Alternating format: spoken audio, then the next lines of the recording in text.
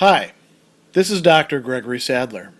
I'm a professor of philosophy and the president and founder of an educational consulting company called Reason.io, where we put philosophy into practice. I've studied and taught philosophy for over 20 years, and I find that many people run into difficulties reading classic philosophical texts. Sometimes it's the way things are said or how the text is structured. But the concepts themselves are not always that complicated, and that's where I come in. To help students and lifelong learners, I've been producing longer lecture videos and posting them to YouTube. Many viewers say they find them useful.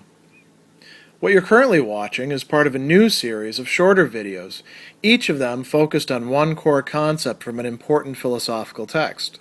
I hope you find it useful as well. In his short treatise on the anger of God, Lactantius is going to single out two philosophical schools of antiquity for particular criticism, saying that they essentially get God and the emotions wrong. And he thinks that the Epicureans, who we're going to talk about here, are more wrong than the Stoics, but they're both wrong in their views on God. And the Epicureans were a major school of antiquity. Lactantius would have been well, acquainted with their works, many of which he had access to, but we don't have access to anymore. So presumably he's, looked at their perspective quite closely, and we're going to see the criticisms that he's going to make are on point and quite interesting. He's also going to draw in Cicero and Posidonius and others to criticize them as well, shoring up his position. So it begins in chapter 4, and the very title of chapter 4 includes the phrase, the censure of Epicurus, meaning here I'm going to tell you how Epicurus got things wrong. And he begins by saying what Epicurus is doing is taking away anger from God, saying God or the gods cannot be angry, and thereby taking away kindness as well, which translates both gratia and beneficentia, two very important terms, being good to human beings. So he says, Epicurus thought it was inconsistent with God to injure and to inflict harm, which, for the most part, arises from the affection of anger. So he said, God wouldn't be that sort of being. And this is actually in the Epicurean documents that we still do have preserved, like the, principal doctrines, the Vatican sayings, and things like that. God doesn't get so attached to things as to get angry at us. And so Lactantius is going to say the Epicureans think of anger as a vice, at least anger in the sense of like injuring others and that sort of affect. And he says by not conceding a vice, a vitia, to God, they're also, however, taking away a virtue, a good trait that we could ascribe to God. So in a way, if you've ever heard that familiar saying, throwing the baby out with the bathwater, that is what he's saying Epicurus is doing.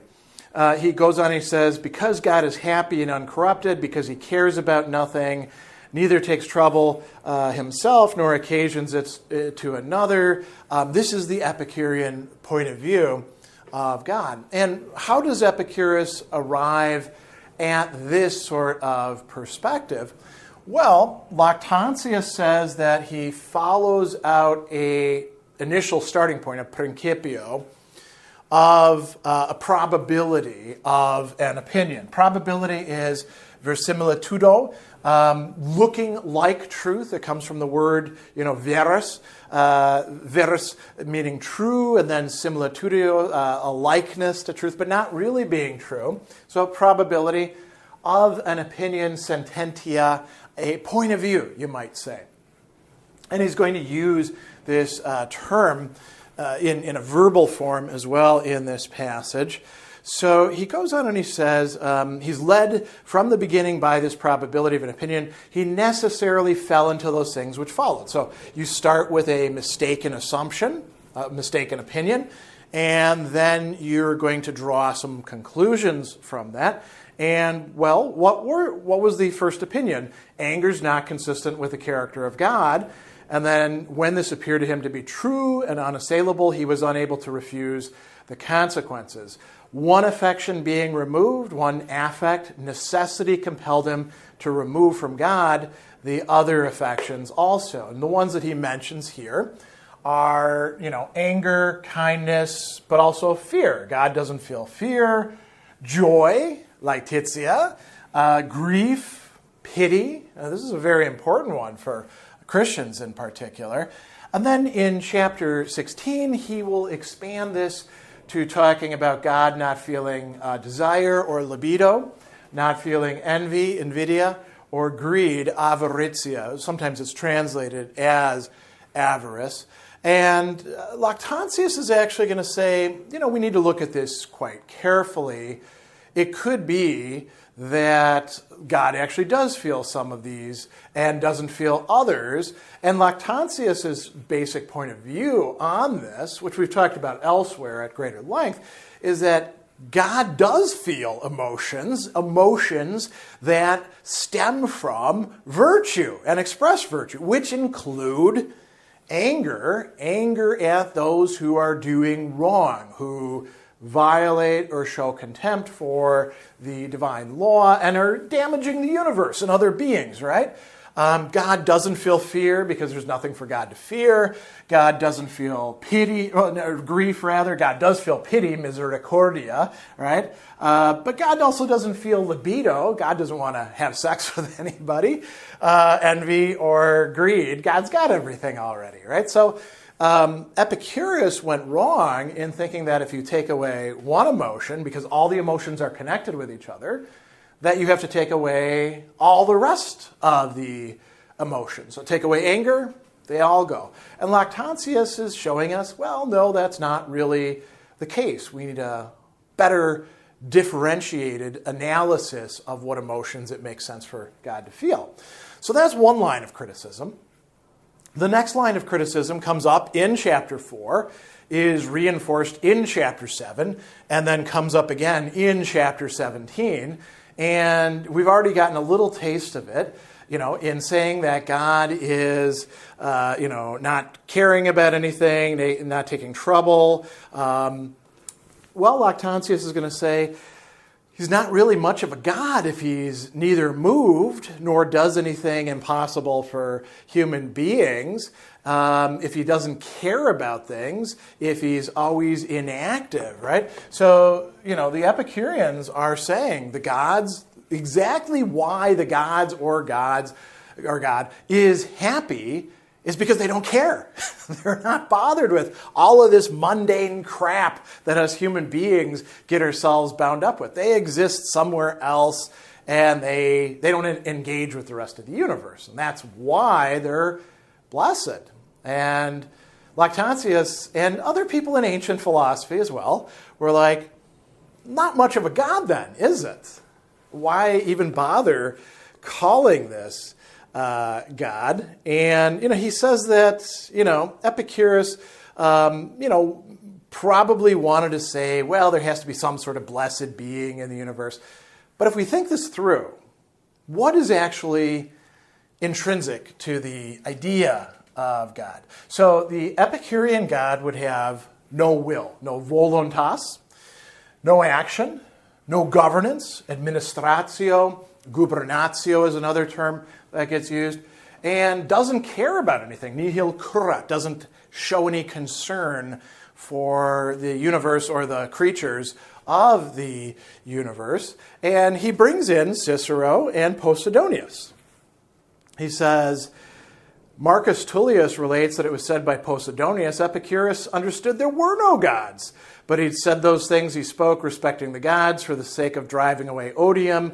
So he leaves the gods in words, but takes away them in reality because he gives them no motion, no office, no function to them, right? This is a god or gods that do nothing. So it may as well be a kind of atheism. And in a little bit later in chapter 7, he's going to talk about this as a rejection of religion. He says, Epicurus says this, and this is actually coming from Lucretius, "For the nature of the gods must ever, in itself of necessity, enjoy immortality, together with supreme repose, far removed and withdrawn from our concerns, exempt from any pain, exempt from dangers, strong in its own resources, not wanting anything from us. It's neither gained by favors nor moved by anger." Lactantius says, well, when you say these things, clearly you don't think that you should worship God or anything else, and this entirely overthrows, as he says, religion. He actually quotes Cicero, "Farewell to God if he is such as to be influenced by no favor and by no affection of men." And so he goes on a little bit further and he says, "When Epicurus entertains these sentiments, he altogether destroys religion. When this is taken away, confusion and perturbation of life will follow," right? So he's essentially saying, and Cicero, by the way, believes something like this as well, take away religion and everything's going to fall apart.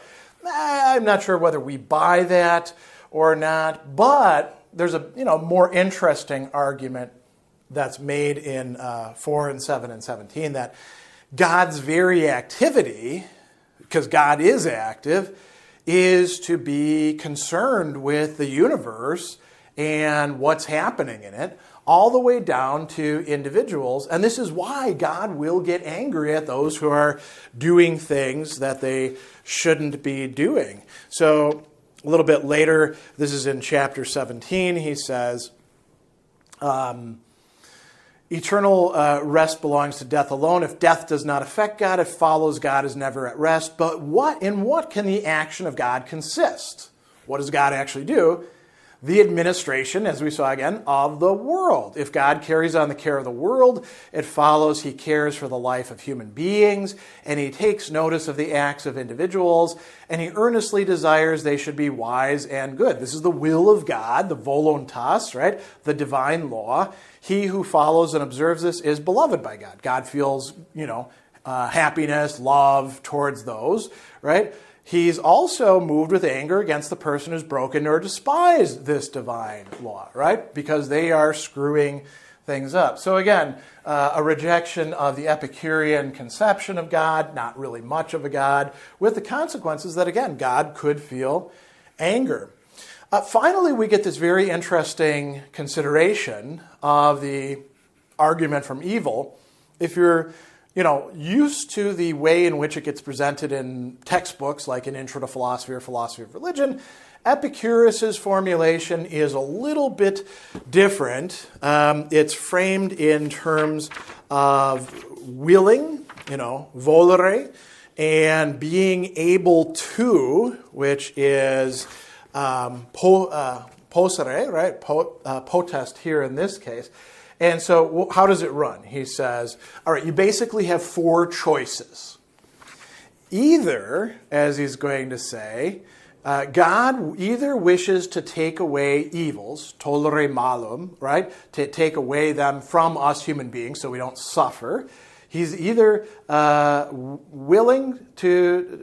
either wishes to take away evils and is not able to do so, right? So he desires, he chooses, but he can't do what he chooses to do. If that's the case, he's not much of a God now, is he? He's feeble, he's weak. Not somebody that we should actually consider worthy of worship. Or he's able and he's unwilling.